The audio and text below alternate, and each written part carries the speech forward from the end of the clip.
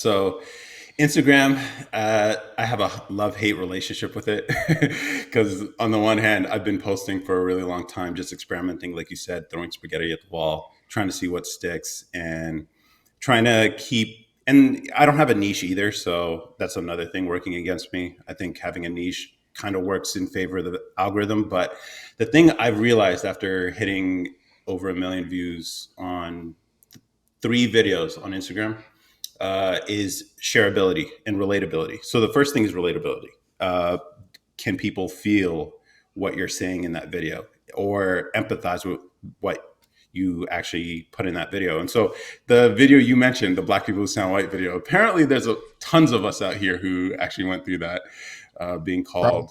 he is Yeah. me. He is Yeah. me. Dude, it was fun reading all the comments. There are way more people out there than I thought, and it Yeah. wasn't like I did that with intention or knew that there was that many of us out here. It was just one of those funny trends, like you see Yeah, them for yeah. all these different professions, and I was like, you know what, let me do a different take on this. That's a little edgy. That's funny. That Right, because it was a little edgy. Yeah, yeah, it It was. was just a touch edgy to be like, ooh, don't share that with mom, but share that with like the five people I know who can relate, and that one person who told me that with malice in their heart, Yeah, just to let them know, like I'm not alone. Like you're the weirdo, I'm not weird. But yeah, just so people kind of have an idea of what we're talking about, the trend specifically is like we are fill in the blank. Like we're farmers, of course we have a pet pig, or we're race yeah, car drivers, of course we have a really nice car at home, like stuff like that. So yeah, that's like the trend, and you trend jacked, which is the yeah. the saying, getting on the trend while it's still hot, and people are like, oh yeah, heck yeah, this is fun.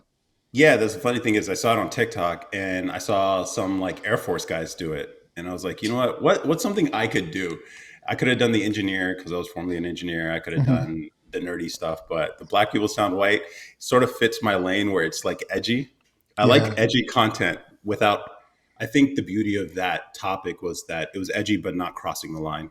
right. Especially, with these platforms, you got to be careful. And Yeah, well, it wasn't rude really, you just poking fun at yourself while right. Yeah. And what I was conveying was a lot of the comments that we all received growing up, or some of the things we notice in society by being Black people who sound white. And then pointing out, I think, some advantages of it, making light of a situation that we all growing up had to deal with.